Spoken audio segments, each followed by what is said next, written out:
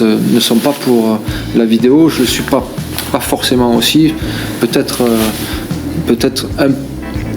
la possibilité sur. After what happened in that final with Maurizio Sarri and Kepa, immediately. Wow, bisa sampai menggegerkan Eropa. Begini pernyataan super mengejutkan Zinedine Zidane dan Jose Mourinho usai Presiden Komite Olimpiade Internasional (IOC), Kirsty Coventry ambil keputusan mencabut seluruh medali kontingen Thailand di SEA Games 2025 dan memutuskan Indonesia menjadi juara umum. Usai kasus kecurangan memalukan sepanjang sejarah terbongkar besar, bahkan sampai muncul satu hal gila ini. Benarkah demikian? Mantap yes, Alhamdulillah. Kevin Dix akhirnya blak-blakan soal hal ini di Timnas Indonesia. Apakah seluruh pemain naturalisasi sepakat minta STY kembali ke Timnas? Simak ulasannya di sini. Benar-benar mental pemain kelas Eropa.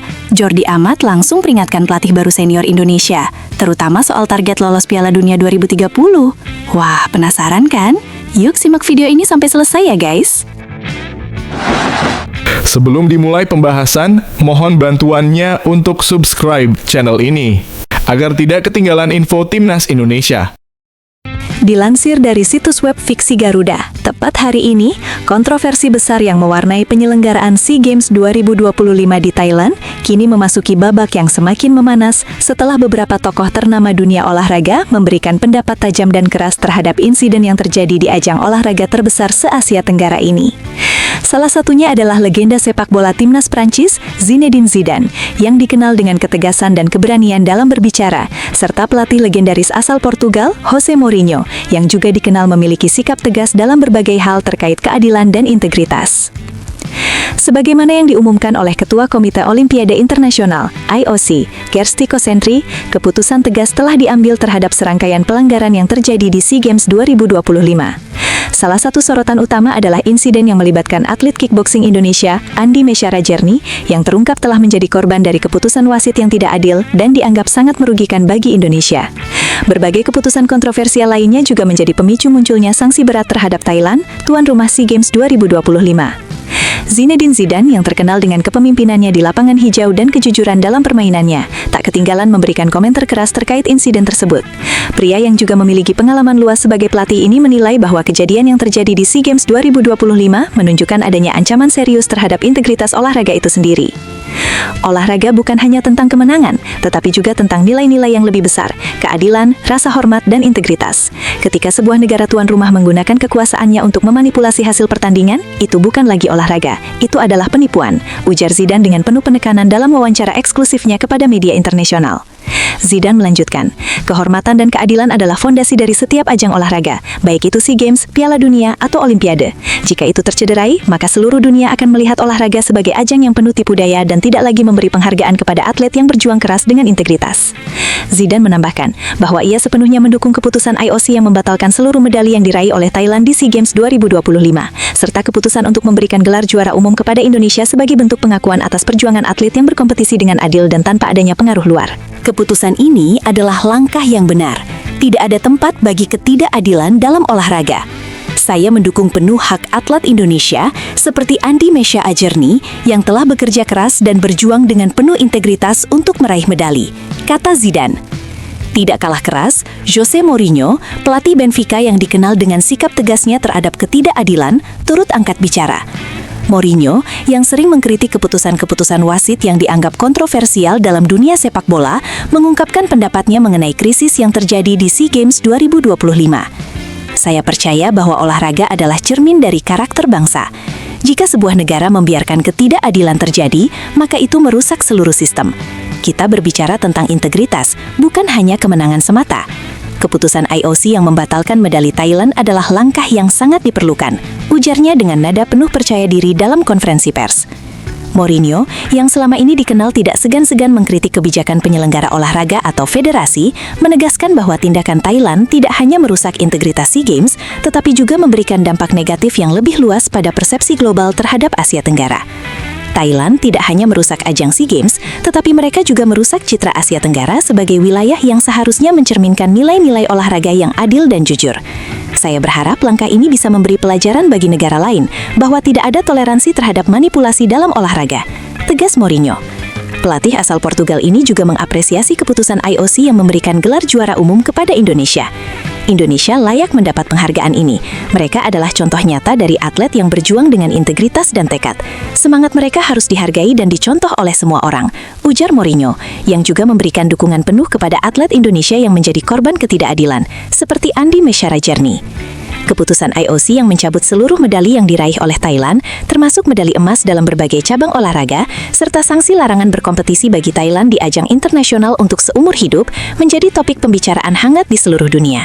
Sanksi ini, yang melibatkan larangan untuk berkompetisi dalam SEA Games, Asian Games, dan bahkan Olimpiade, mengejutkan banyak pihak. Kirsty Coventry, Ketua IOC, menegaskan bahwa keputusan ini diambil bukan hanya untuk memberi pelajaran kepada Thailand, tetapi juga untuk memastikan bahwa olahraga internasional tetap berlangsung dengan integritas yang tinggi. Dalam pernyataannya, Coventry mengungkapkan, "Kami tidak bisa membiarkan kekuatan politik atau manipulasi merusak sebuah kompetisi olahraga yang seharusnya adil. Kami berharap sanksi ini dapat memperbaiki kondisi masa depan olahraga internasional." Namun, langkah drastis ini juga memicu perdebatan. Sebagian pihak menilai bahwa sanksi tersebut terlalu berat dan dapat merusak hubungan antara negara-negara Asia Tenggara, terutama dalam konteks kerjasama regional. Di sisi lain, banyak yang mendukung keputusan ini sebagai langkah yang tepat untuk menjaga agar kejadian serupa tidak terulang lagi di masa depan. Kontroversi yang mewarnai SEA Games 2025 ini bukan hanya tentang keputusan wasit atau hasil yang tercoreng oleh manipulasi. Ini adalah cerminan dari pentingnya nilai-nilai seperti kejujuran, fair play, dan integritas dalam setiap ajang olahraga. Zinedine Zidane dan Jose Mourinho, meski berasal dari dunia yang berbeda, sepak bola, memiliki pandangan yang sama tentang pentingnya prinsip dasar dalam olahraga. Mereka berdua sepakat bahwa integritas harus menjadi landasan setiap pertandingan. Bagi atlet, terutama yang mengalami ketidakadilan seperti Andi Mesyarajerni, ini adalah sebuah pelajaran besar. Meskipun ia harus melalui perjuangan berat dan kekecewaan, ia tetap mempertahankan martabat dan integritasnya sebagai seorang atlet. Indonesia, yang sebelumnya berada di posisi kedua, kini secara resmi dinyatakan sebagai juara umum SEA Games 2025, sebuah penghargaan yang pantas bagi mereka yang berjuang dengan penuh kejujuran. Dengan keputusan tegas yang diambil oleh IOC, serta dukungan dari tokoh-tokoh olahraga internasional seperti Zidane dan Mourinho, masa depan olahraga internasional diharapkan dapat lebih baik dan lebih transparan. Ketidakadilan yang terjadi di SEA Games 2025 ini harus menjadi pembelajaran bagi seluruh penyelenggara ajang olahraga internasional. Setiap atlet, tanpa memandang negara asalnya, harus diperlakukan dengan adil. Prinsip dasar dari olahraga harus selalu dijunjung tinggi, bukan hanya untuk menjaga integritas kompetisi, tetapi juga untuk memberikan kesempatan yang sama bagi semua pihak yang terlibat.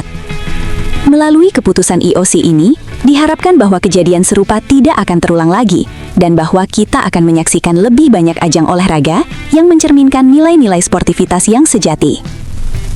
Kisah SEA Games 2025 ini menjadi saksi dari bagaimana ketidakadilan dapat merusak sesuatu yang seharusnya menjadi ajang kebanggaan dan semangat kompetisi. Namun, di balik kontroversi ini, ada pelajaran besar yang bisa kita ambil. Kejujuran dan integritas adalah hal yang tidak bisa digantikan oleh apapun. Dengan dukungan dari tokoh-tokoh olahraga seperti Zinedine Zidane dan Jose Mourinho, serta langkah tegas yang diambil oleh IOC, kita berharap bahwa masa depan olahraga internasional, khususnya di Asia Tenggara, akan semakin adil dan penuh dengan sportivitas. Tapi tunggu, benarkah kabar tersebut? Simak hasil penelusuran admin di akhir video ini ya guys. Wakil Ketua Umum PSSI, Zainuddin Amali, akhirnya angkat bicara menanggapi ramainya isu seputar calon pelatih baru Timnas Indonesia. Dalam beberapa waktu terakhir, nama John Hartman mencuat dan disebut-sebut sebagai kandidat terkuat untuk menukangi skuad Garuda. PSSI sebelumnya memang telah mengonfirmasi bahwa ada 2 nama yang masuk dalam daftar calon pelatih Timnas Indonesia. Namun, federasi memilih bersikap tertutup dan belum bersedia mengungkap siapa saja sosok yang dimaksud. Di tengah sikap diam PSSI, sejumlah media asing justru ramai mengulas isu ini. Salah satu yang paling menyita perhatian publik sepak bola Indonesia adalah laporan media asal Honduras, Dias, yang menyebut John Hartman sebagai kandidat paling potensial. Mantan pelatih timnas Kanada itu bahkan diklaim berada di posisi terdepan untuk menggantikan Patrick Kluivert. Spekulasi tersebut menguat setelah anggota Komite Eksekutif Exco PSSI, Andri Irawan, sempat menyinggung dua nama kandidat, yakni Giovanni Van Bronckhorst dan John Hartman dalam sebuah konferensi pers. Meski begitu, perhatian publik lebih tertuju pada Hartman, yang dinilai memiliki rekam jejak mentereng. Pelatih asal Inggris itu dikenal berkat kiprahnya bersama timnas Kanada. Ia memulai karir di level U23 sebelum dipercaya menangani tim senior dan menorehkan sejarah besar. Di bawah asuhannya, Kanada berhasil lolos ke Piala Dunia 2022 setelah penantian panjang selama 36 tahun. Selain itu, Hartman juga sempat menangani klub MLS Toronto FC dengan catatan 46 pertandingan sebelum mengundurkan diri pada 24 November lalu. Dengan pengalaman dan prestasi tersebut, Hartman dianggap sebagai sosok ideal untuk memimpin timnas Indonesia ke level yang lebih tinggi. PSSI sendiri menargetkan pelatih baru mampu membawa Jay Itzes dan kolega bersaing di Piala Asia 2027 serta menembus Piala Dunia 2030. Isu makin memanas setelah Dias melaporkan bahwa Hartman dikabarkan menolak tawaran dari timnas Jamaika demi peluang melatih Indonesia. Hartman menolak tawaran itu Jamaika dan lebih memilih Indonesia, tulis media tersebut. Kabar ini semakin memperkuat dugaan bahwa Hartman adalah kandidat terkuat. Meski demikian, PSSI menegaskan belum mengambil keputusan apapun. Zainuddin Amali menyampaikan bahwa hingga saat ini belum ada penunjukan pelatih baru untuk timnas Indonesia. Menurutnya, PSSI baru akan menggelar rapat Exco untuk membahas dan menentukan kandidat terbaik sesuai prosedur yang berlaku. Sebelumnya, PSSI juga telah menugaskan dua anggota Exco, Andri Irawan dan Muhammad, bersama Direktur Teknik PSSI Alexander Zwiers untuk melakukan wawancara calon pelatih di Eropa. Hasil dari proses tersebut nantinya akan dibahas dan diputuskan secara kolektif dalam rapat Exco. Belum ada keputusan soal penunjukan John Hartman, ujar Zainuddin Amali dikutuk dari bolasport.com melalui kompas.id Kamis 24 November lalu. Kami masih akan menggelar rapat Exco untuk memutuskan siapa pelatih baru timnas Indonesia, tutupnya. Rumor mengenai siapa sosok yang akan menukangi timnas Indonesia kembali menguat dalam beberapa pekan terakhir. Isu ini mencuat seiring masih kosongnya kursi pelatih skuad Garuda hingga kini. Perbincangan pun semakin ramai, baik di media sosial maupun di ruang diskusi publik sepak bola nasional. Para supporter berharap PSSI segera mengambil keputusan agar program tim nasional tetap berjalan berkesinambungan. Kekosongan posisi pelatih kepala terjadi setelah PSSI resmi mengakhiri kerjasama dengan Patrick Kluivert pada Oktober lalu. Pelatih asal Belanda itu dinilai gagal memenuhi target utama, yaitu membawa timnas Indonesia lolos ke Piala Dunia 2026. Hasil kurang memuaskan pada fase lanjutan putaran keempat kualifikasi menjadi penanda akhir kiprah Kluivert bersama tim Merah Putih. Situasi tersebut memaksa PSSI kembali memutar otak untuk mencari figur pengganti yang dinilai lebih tepat. Sejak kepergian Kluivert, federasi disebut telah melakukan penjajakan terhadap sejumlah pelatih asing. Proses seleksi dilakukan dengan penuh kehati-hatian agar kesalahan serupa tidak terulang. Dari berbagai nama yang beredar, John Hartman disebut-sebut menjadi kandidat terdepan. Namanya terus mencuat dan menjadi bahan perbincangan hangat dalam beberapa waktu terakhir. John Hartman dikenal sebagai pelatih dengan pengalaman internasional yang mumpuni. Ia pernah membawa timnas Kanada tampil kompetitif di Piala Dunia 2022 dan memiliki rekam jejak yang jelas dalam membangun tim. Karakter kepemimpinan serta kemampuannya menyusun proyek jangka panjang dinilai sejalan dengan kebutuhan timnas Indonesia yang tengah membangun fondasi baru. Rumor tersebut juga mendapat perhatian dari para pemain timnas Indonesia, salah satunya Jordi Amat. Bek senior itu menegaskan pentingnya kepercayaan terhadap sosok pelatih yang nantinya ditunjuk. Menurutnya, pelatih baru akan mengemban beban besar, salah satunya target meloloskan timnas Indonesia ke Piala Dunia 2030. Saya tahu itu masih cukup jauh, Piala Dunia berikutnya. Kita suka berpikir selangkah demi selangkah, tetapi yang terpenting adalah kita memiliki pelatih yang baik, yang dipercaya dan didukung semua orang, ujar Jordi. Kita bisa mempersiapkan diri dengan baik untuk generasi berikutnya. Kita punya pemain-pemain muda yang siap bermain. Memang agak sedih bagi pemain muda yang belum bisa lolos, tapi tidak apa-apa, teruslah melangkah maju, tambahnya. Pernyataan Jordi Amat menegaskan bahwa target besar timnas Indonesia tidak bisa dicapai secara instan. Kehadiran pelatih berkualitas dinilai menjadi kunci utama untuk membangun kepercayaan, arah, dan visi yang jelas. Target tampil di Piala Dunia 2030 pun mulai digaungkan sebagai rencana jangka panjang yang membutuhkan peta jalan matang. Fokus pada regenerasi menjadi aspek penting dalam proses pembangunan tim nasional. Dengan banyaknya pemain muda potensial yang dimiliki saat ini, timnas Indonesia diharapkan mampu bersaing di level internasional dalam beberapa tahun ke depan. Di sisi lain, PSSI kini berada di bawah tekanan besar untuk segera menentukan pilihan terbaik. Keputusan soal pelatih baru akan sangat menentukan wajah timnas Indonesia dalam jangka panjang. Publik pun menanti langkah konkret federasi, bukan sekedar menjawab rumor, melainkan menghadirkan arah baru yang lebih jelas demi masa depan timnas Indonesia yang lebih menjanjikan. Pengamat sepak bola nasional, Kesit Budi Handoyo, menilai Giovanni Van Bronckhorst merupakan sosok yang lebih ideal untuk menangani timnas Indonesia dibandingkan John Herdman. Menurutnya, faktor latar belakang menjadi pertimbangan utama dalam menilai kecocokan calon pelatih dengan skuad Garuda. Saat ini, Van Bronckhorst dan Herdman memang menjadi dua nama terkuat yang dikaitkan dengan kursi pelatih timnas Indonesia. PSSI pun dikabarkan telah mengerucutkan kandidat pelatih menjadi dua sosok tersebut untuk kemudian dibahas dalam rapat Komite Eksekutif (Exco). Menanggapi hal itu, Kesit secara terbuka menyebut Van Bronckhorst sebagai pilihan yang paling pas. Selain memiliki rekam jejak kepelatihan yang mumpuni, pelatih berusia 50 tahun tersebut juga memiliki darah Indonesia serta latar belakang Belanda, yang dinilai sangat relevan dengan karakter mayoritas pemain timnas Indonesia saat ini. Kalau melihat nama-nama yang infonya mengerucut ke dua nama itu, menurut saya Van Bronckhorst lebih cocok, ujar Kesit kepada Okezone, Kamis 18 Desember 2025.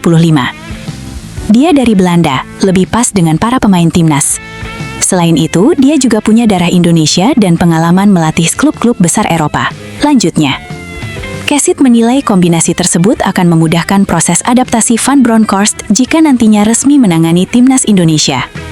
Faktor kedekatan budaya dan pemahaman terhadap sepak bola Indonesia dianggap menjadi nilai tambah yang tidak dimiliki kandidat lainnya.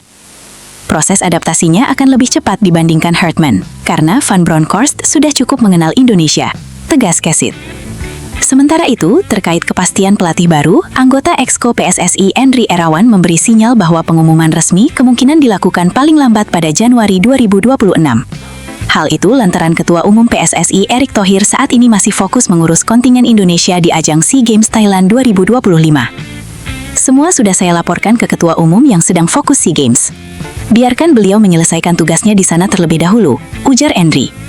Setelah itu akan digelar rapat Exco bersama Ketua Umum. Mudah-mudahan bulan ini atau paling lambat bulan depan, pelatih timnas Indonesia bisa diumumkan, pungkasnya. Pemain timnas Indonesia, Kevin Dix, membagikan sejumlah momen paling berkesan sepanjang perjalanan karir sepak bolanya. Dari sekian banyak pengalaman, ada dua peristiwa yang paling membekas di benaknya, yakni tampil di Liga Champions dan menjalani debut bersama skuad Garuda. Saat ini, Kevin Dix berstatus sebagai pemain Borussia Mönchengladbach. Bek berusia 29 tahun tersebut telah menapaki karir profesional sejak usia muda, dimulai dari Akademi Vitesse U17 pada 2013. Sejak saat itu, perjalanannya membawanya menjelajah berbagai kompetisi elit di Eropa. Dix pernah merasakan atmosfer kompetisi di Liga Belanda, Liga Italia, Liga Denmark, hingga panggung tertinggi sepak bola Eropa, Liga Champions. Ia sempat memperkuat sejumlah klub ternama seperti Vitesse, Fiorentina, dan FC Copenhagen, sebelum akhirnya berlabuh di Liga Jerman bersama Mönchengladbach. Pengalaman paling istimewa di level klub ia rasakan saat membela FC Copenhagen di Liga Champions musim 2023-2024. Kala itu, Dix dan rekan-rekannya berhasil melangkah hingga babak 16 besar, meski harus mengakhiri perjalanan setelah takluk dari raksasa Inggris, Manchester City. Menurut Dix, tampil di Liga Champions menjadi salah satu puncak dalam karirnya. Atmosfer kompetisi, terutama saat lagu kebangsaan Liga Champions berkumandang, meninggalkan kesan mendalam baginya. Cukup sulit memilih, tapi mungkin Liga Champions.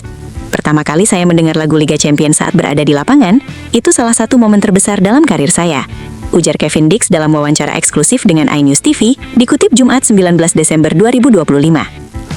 Selain pengalaman di level klub, momen lain yang tak kalah berkesan adalah saat dirinya menjalani debut bersama timnas Indonesia. Pemain berdarah Maluku itu menegaskan bahwa mengenakan seragam merah putih merupakan sebuah kebanggaan besar dalam hidupnya sebagai pesepak bola. Debut bersama timnas Indonesia juga sangat-sangat tak terlupakan. Apalagi bisa mencetak gol untuk timnas Indonesia. Itu juga menjadi momen yang spesial. Jadi itu masuk 3 momen terbaik dalam karir saya. Tutup Dix. Pengamat sepak bola nasional, Haris Pardede atau yang akrab disapa Bung Harpa, menilai John Herdman sebagai pilihan paling rasional untuk mengisi posisi pelatih kepala timnas Indonesia. Pandangan tersebut ia sampaikan saat menghadiri ajang Santini JMTV Awards 2025 di Jakarta, Kamis 18 Desember 2025 malam. Menurut Bung Harpa, jika dibandingkan dengan kandidat lain yang ramai diperbincangkan, nama John Hartman dinilai paling masuk akal. Ia menyoroti rekam jejak pelatih asal Inggris tersebut yang jelas dan terbukti di level internasional. Kalau dari dua calon yang ada, yang paling masuk akal menurut saya memang John Hartman. Dia pelatih yang berhasil membawa Kanada lolos ke Piala Dunia, ujar Bung Harpa. Nama Hartman memang mencuri perhatian publik sepak bola dunia setelah sukses mengantar Kanada tampil di Piala Dunia 2022 Qatar, sekaligus mengakhiri penantian selama 36 tahun. Saat ini, Hartman juga tengah berstatus tanpa klub, yang dinilai Bung Harpa menjadi nilai tambah tersendiri bagi PSSI. Ia menambahkan dari sisi anggaran dan ketersediaan, Hartman jauh lebih realistis dibanding kandidat lain seperti Giovanni van Bronckhorst. Pasalnya, Van Bronckhorst saat ini masih aktif sebagai asisten pelatih Arne Slot di Liverpool. Kalau dilihat dari budget juga lebih masuk akal. Dari sisi availability, Hartman juga sedang kosong. Giovanni masih asisten pelatih Liverpool. Saya sempat ngobrol dengan keluarga dekatnya, statusnya memang masih di sana. Jadi dari sisi rate kemungkinan juga lebih tinggi. Jelas Bung Harpa. Penilaian tersebut sejalan dengan laporan media asal Honduras, Diez, yang menyebut John Hartman sebagai kandidat kuat pelatih timnas Indonesia berikutnya. Media itu bahkan mengklaim Hartman menolak beberapa tawaran lain, termasuk peluang menangani timnas Honduras sebagai penerus Reynaldo Rueda demi membuka peluang melatih skuad Garuda. Di sisi lain, PSSI memastikan proses pencarian pelatih kepala timnas Indonesia sudah memasuki tahap akhir. Anggota Exco PSSI, Endri Erawan, menyampaikan bahwa federasi telah mengantongi 2 kandidat terkuat hasil wawancara yang dilakukan di Eropa. 2 nama tersebut akan dibahas dalam rapat Exco bersama Ketua Umum PSSI Erick Thohir setelah SEA Games 2025 Thailand rampung. PSSI pun menargetkan pengumuman pelatih baru dilakukan dalam waktu dekat, baik pada bulan ini maupun paling lambat bulan depan. Bung Harpa mengapresiasi langkah PSSI yang dinilainya tetap menjunjung proses dan prosedur dalam menentukan sosok pelatih timnas Indonesia. Setahu saya, prosesnya cukup prosedural, seperti dulu saat memilih Shin Tae-yong dibandingkan Luis Milla. Dirtek mengerucutkan nama, dilakukan wawancara, lalu 2 nama dibawa ke Exco. Kita berharap ini bukan keputusan satu orang saja, ujarnya. Menutup pernyataannya, Bung Harpa mengajak seluruh pencinta sepak bola tanah air untuk menghormati keputusan PSSI, siapapun pelatih yang nantinya terpilih. Ia berharap keputusan tersebut menjadi langkah tepat dalam mewujudkan target jangka panjang menuju Piala Dunia 2030. Setiap orang pasti punya preferensi masing-masing, tapi itu harus dihargai. Seperti dulu saat pergantian dari Shin Tae-yong ke Kluivert, kita sempat terbelah namun tetap mendukung federasi. Mudah-mudahan ini adalah pilihan terbaik, pungkasnya. Setelah ditelusuri oleh admin, berita pertama tadi hanya karangan ya guys. Tujuannya untuk edukasi penonton karena mulai marak berita karangan yang menyebar di YouTube. Penulis juga sudah memperingatkan agar hati-hati sebelum menyebarkan video ke sanak famili.